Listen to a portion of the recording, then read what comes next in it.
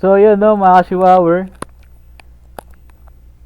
ito na, inimbitahan na ng ating mga Marines si Rodante Marcoleta at ang kanya anak na si Paulo Marcoleta, pati si Senator Alan Peter Cayetano. So bago tayo magpatuloy, baka pwede nyo munang paki-like, paki-subscribe at paki-pindot na rin yung bell button para lagi updated sa ating mga latest video.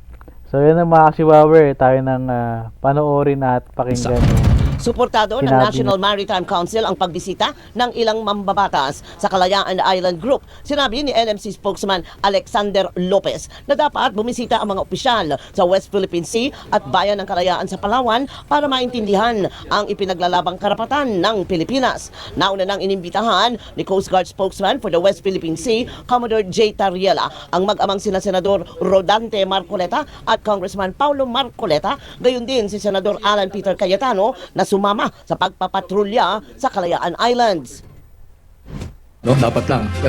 Kasi unfortunately, hindi kasi nila na masyadong na-appreciate yung sitwasyon sa ground. For example, sa Kalayaan Island Group, sa Pag-asa, Barangay Pag-asa, o sa municipality ng Kalayaan. Territory natin yon, merong mga tao doon. It is a local government unit. So dapat, tama lang na bisitahin nila para ma-appreciate nila kung talaga meron tayo doon, kung bakit tayo naninindigan.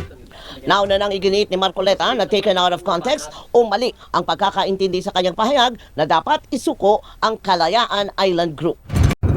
So yun no mga ka-Chihuahua, talaga naman na kailangan na silang imbitahan at isama sa pagpapatrol sa West Philippine Sea para malaman nila kung gaano kahalaga ito sa ating mga kababayang Pilipino, na kung bakit nila ganun na lang sabihin na parang gusto pa nilang ipamigay ang sariling atin na kayamanan ng Pilipinas.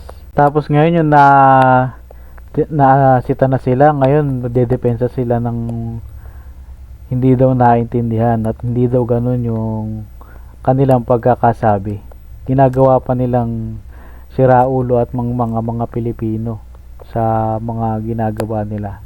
Kaya dapat lang talaga silang isama sa pagpapatrol ng mga Marines natin sa West Philippine Sea para maintindihan nila at kung paano at kung bakit natin ito pinaglalaban.